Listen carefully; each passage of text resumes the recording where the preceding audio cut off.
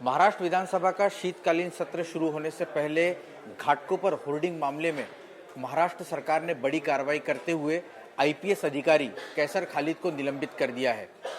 क्यों ये कार्रवाई की गई, हमारे साथ बात करने के लिए जितेंद्र दीक्षित है, जिनका मुंबई पुलिस और ख़ास तौर से अगर देखें तो महाराष्ट्र पुलिस को कवर करने में एक लंबा अनुभव रहा है।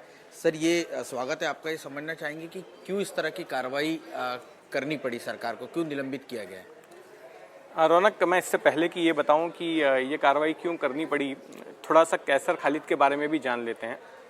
कैसर खालिद जो है 1997 बैच के आईपीएस अधिकारी हैं और इनकी पोस्टिंग इससे पहले भी मुंबई में कई बार हो चुकी है। मुंबई में अलग अलग रैंक पे ये डीसीपी भी रह चुके हैं, एडिशनल कमिश्नर भी रह चुके हैं और मुंबई को अच्छा खासा समझते रहे हैं। ये इनकी एक और पहचान है कि ये शायर भी हैं।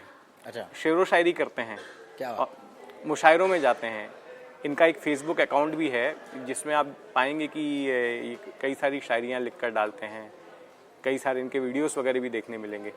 तो इनकी पहचान उस जैसे अधिकारी की भी रही है और कई लोगों के लिए ये बात बड़ी चौंकाने वाली रही, क्योंकि इसके पहले देखिए इसके पहले भी वो विवादों में आए, वो हम आगे बात करेंगे। लेकिन इतने बड़े कांड में इनका नाम आना, जिसमें कि 17 लोगों की मौत हो गई और करीब 100 के आसपास लोग घायल हो गए 13 मई को जो हादसा हुआ था, तो दो तरह की इंक्वायरियां हुई। एक महाराष्ट्र की डीजीपी ने एक इंक्वायरी की जो एसआईटी गठित की गई थी और एक रेलवे पुलिस की डीजी जो डॉक्टर प्रज्ञा सरवड़े हैं, उन्होंने इंक्वायरी रिपोर्ट सौंपी। और उस इंक्वायरी रिपोर्ट में ये पाया गया कि जो प्रोसीजर है, जो नियम है, उनको इन्होंने फॉलो नहीं किया। जो प्रोसीजर उनको फॉलो करने चाहिए था कि इस तरह की परमिशन देने के पहले इनको डीजी से जो अनुमति लेनी चाहिए थी, वो नहीं किया। दूसरा, एक इस बात पर भी सवाल उठाया जा रहा है कि ये 2021-22 में जीआरपी के कमिश्नर थे, मुंबई रेल पुलिस के कमिश्नर थे और इनका जब वहाँ से तबादले का ऑर्डर आ गया कि अब इनको पद छोड़ना है और दूसरी जगह पे जाना है, तो तबादले के ऑर्डर आने और पद से रिलीव होने के बीच के वक्त में इन्होंने ये परमिशन दे दी ईगो मीडिया को, जिन्होंने कि वो होर्डिंग लगाया था और जिसके लोग अभी गिरफ्तार हुए हैं। तो ये अपने आप में सवाल खड़ा करता है, जब आपको एक बार उस पद से हटा दिया गया था तो फिर आपको ऐसा क्या इंटरेस्ट था बराबर कि आपने जो है ऐसी अनुमति दे दी? तो ये भी अपने आप में ये सवाल है। तो ये जो रिपोर्ट्स आई और जिसमें इन दोनों ही रिपोर्ट्स में पाया गया कि कैसर खालिद ने नियमों का पालन नहीं किया और इसकी वजह से जो है वो दोषी हैं, उसको ध्यान में रखते हुए इनको निलंबित किया गया, इनको सस्पेंड कर दिया गया है और इस मामले में इंक्वायरी अभी भी जारी है। नहीं, लेकिन अखबारों में, मीडिया में खूब ज़्यादा इस मामले को रिपोर्ट किया गया और मुख्य तौर पर जो पिछले दिनों बात सामने निकल कर आई कि जो ego media private limited company थी जिसे ये होर्डिंग लगाने की जिम्मेदारी दी थी, उनके अकाउंट से कुछ मनी कैसर खालिद की मिसेस जिस कंपनी में पार्टनर है, वहाँ पर ये पैसे जो है वो ट्रांसफर हुए। इस तरह के भी गंभीर आरोप। तो क्या इस वजह से ये आरोप कहीं ना कहीं सिद्ध होते इसलिए कार्रवाई की गई है या कोई दूसरा?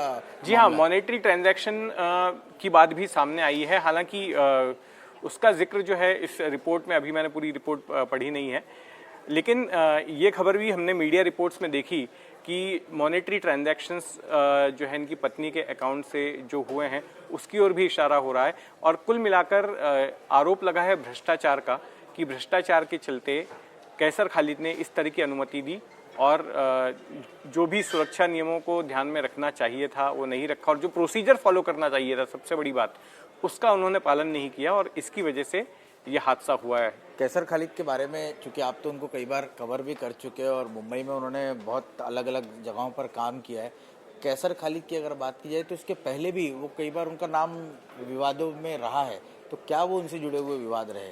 देखिए, कैसर खालिद जो है इससे पहले 2 से 3 बार विवादों में आ चुके हैं। गलत कारणों से उनका नाम जो है चर्चा में रहा। वो मुंबई पुलिस में डीसीपी पोर्ट जोन थे, चेंबूर इलाके में कहीं डीसीपी थे वहां पर, उस तरफ वो एडिशनल कमिश्नर हाँ। लेकिन इससे पहले वो डीसीपी थे मुंबई जो है पोर्ट जोन में। अच्छा। मुंबई पुलिस में जो 12 जोन है, उसके अलावा जो पोर्ट का इलाका है उसके लिए अलग से, बंदरगाह के इलाके के लिए एक अलग से जोन बनाया गया है। तो उस जोन में जब ये थे तो वहाँ पर भी कुछ ऐसे मामले सामने आए थे जहाँ पर इनके ऊपर कुछ आरोप लगाए गए थे। तब भी ये चर्चा में थे। उसके बाद में इनकी पोस्टिंग हुई थी नागपुर में। तो नागपुर में कुछ पुलिस के प्रिक्योरमेंट के लिए, जो सामग्री प्रिक्योरमेंट के लिए, उसमें कुछ गड़बड़ियां हुई थी। तब भी इनका नाम जो है चर्चा में आया था, तब भी इंक्वायरी हुई थी। फिर उसके बाद वर्धा में, शायद जो वर्धा में रिक्रूटमेंट के वक्त में कुछ गड़बड़ियां हुई थी, अनियमितताएं हुई थी। तो उस वक्त में भी कैसर खालिद का नाम चर्चा में आया था। तो इससे पहले भी कैसर खालिद जो है विवादों में रह चुके हैं और स्कैनर में रह चुके हैं इस तरह से। लेकिन सर सवाल ये उठ रहा है कि विधानसभा का सत्र शुरू हो रहा है, ये बहुत ही मीडिया में छाया हुआ ये मामला था। कम से कम 16 लोगों की इसमें बेगुनाहों की मौत हो गई। क्या आपको लग रहा था कि सरकार को विपक्ष घेरेगा फ्लोर पर, उसके पहले इस तरह की कार्रवाई? क्योंकि लगभग डेढ़ महीने के करीब हो गया है, अब जाके एक कार्रवाई सरकार कर रही है, जबकि अखबारों में, मीडिया में ये सब चीज़ें काफ़ी दिन पहले ही रिपोर्ट हो चुकी है। जी हाँ, बिल्कुल। ये बात अपने आप में सवाल खड़ा करती है कि विधानसभा का सत्र शुरू होने के पहले, अभी मानसून सत्र शुरू होने के सिर्फ 2 दिन पहले ही इस तरह की कार्रवाई होती है।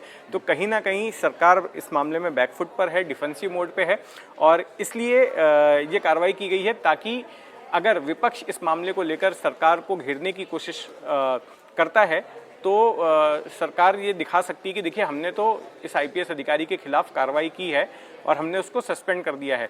लेकिन फिर भी जो हमें सूचना मिल रही है, और आपको भी मिली होगी, कि विपक्षी पार्टियां जो है इस मुद्दे पर सरकार को लामबंद करने की कोशिश करेंगी। और अगर सरकार ज़्यादा दबाव में आती है तो इस आशंका से इनकार नहीं कर सकते कि कैसर खालिद को गिरफ्तार भी किया जा सकता है। ऐसे भूतकाल में मामले हो चुके हैं, पहले इस तरह के मामले हो चुके हैं जहाँ पर किसी एक्ट ऑफ कमीशन या ओमिशन के चक्कर में आईपीएस अधिकारियों की गिरफ्तारी हुई है। एक बड़ी मिसाल है तेलगी स्कैम की। तेलगी स्कैम में ऐसा नहीं था कि सिर्फ जो है किसी ने मतलब कोई एक्ट कमिट किया है, कई बार कुछ एक्ट ओमिट भी किया है, तो उसके चक्कर में भी गिरफ्तारियां हुई। और वो तो ऐसा स्कैम था जिसमें कांस्टेबल से लेकर कमिश्नर तक पकड़े गए थे, जेल भेजा गया था उनको। लेकिन अगर इस मामले में वाकई में गिरफ्तारी होती है तो किस तरह की सजा आपको लगता है कि हो सकती है? क्या प्रावधान इसमें होते हैं? देखिए, ये अभी बोलना मुश्किल है। ये डिपेंड करता है कि किस धाराओं के तहत जो है, किस कानून के तहत ये गिरफ्तारी। और अभी तो नया कानून भी लागू होने वाला है। अभी जो पुराना आईपीसी का सिस्टम है वो जुलाई से खत्म हो जाएगा, तो नई दंड संहिता जो है, न्याय संहिता लागू हो जाएगी।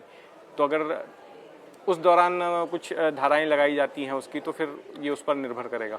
शुक्रिया बात करने के लिए। तो घाटकोपर होर्डिंग मामले की अगर बात की जाए तो इसमें जिस तरह से लगातार कैसर खालिद जो आईपीएस ऑफिसर उन पर आरोप लग रहे थे, उसके बाद सरकार ने उन्हें निलंबित तो कर दिया है, लेकिन कैसर खालिद की मुश्किलें यहाँ खत्म होती नहीं दिख रही है। अगर विधानसभा में ये मुद्दा विपक्ष ने इस पर जोर लगाकर सरकार को घेरने की कोशिश की तो उन पर गिरफ्तारी की तलवार भी जो है वो यहाँ पर लटक रही है, जिस तरह की जानकारी जितेंद्र दीक्षित ने दी है।